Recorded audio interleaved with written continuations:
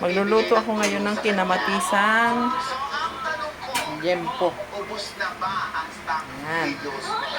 Ayan, kamatis, sibuyas, bawang. At ayan ang mantika.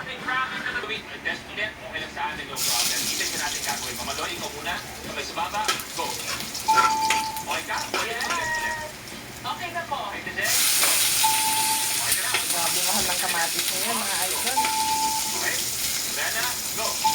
4 na piraso, 60 pesos. Bakit kaya?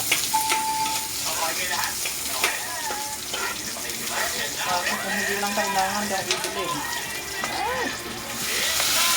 Ito na matisang. Yan po.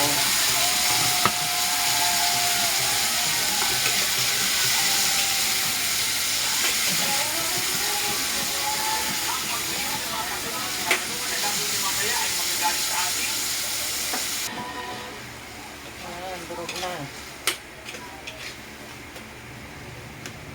Nakita mga maliit ang laro.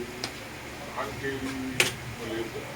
Yung lawang lagayan ng pera para sa congressman. Maximum naman 100 million. Wala nang quality.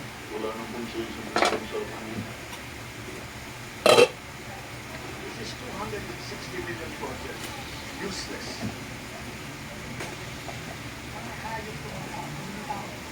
Kung makikita niyo po magkakahiwalay po yung pera, may mga designated person po na magbibigyan niyo. Sa po ako natitira lang sa amin, isang pag minalas-malas, isang 2%, 3%, at sinuwerte pa, 5%. Napalitang kaming makisama sa kalakaran kahit labag sa aming kalooban. Ang mahirap din talaga dito sa Laban Gold Laboratory. Mahirap paghanap ng ebidensya.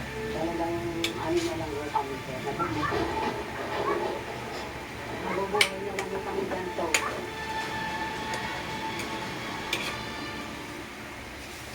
Hey guys! Ayan, mga idol. Easy time, pause. Then wafer time. Layers of lush cream in between crispy wafers. Your good pause in every bite. Keep calm in wafer time. Refinamic acid, May right na ganito. handbook soda, May right na ganito. kasi ascorbic acid, bitter. May right na nito. Dahil gusto namin na bumalik kayo. Pinaka-pinipili ang pinakamalaki. Pinakamasarap, Chicken Joy. Pinaka-pinipili ang pinakamalaki. Pinakamasarap, Chicken Joy. Kaya chosen Yan, by palalambutin mo na Pinoy. natin yan. Pinipili ang pinakamalaki.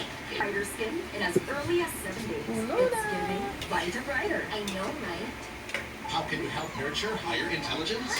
Give your child EnvaGrow A+ with MFGM and the highest levels of DHA to help build faster brain connections.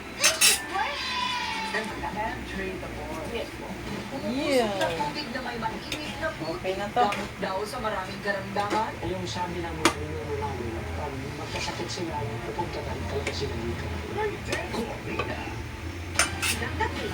Biktima ng posibleng matsyang lakas na kausap. So, Ayan, mga idol. Kung 10 types of luto na to. Salamat sa panonood. Pagkakaya sa iba. Sarap na naman ang pagkain ng kuy-kuy ko. Droga. Ayan, o. Tingnan mo ang pagkain ng kuy-kuy ko. Ayan. Pinamatisang baboy.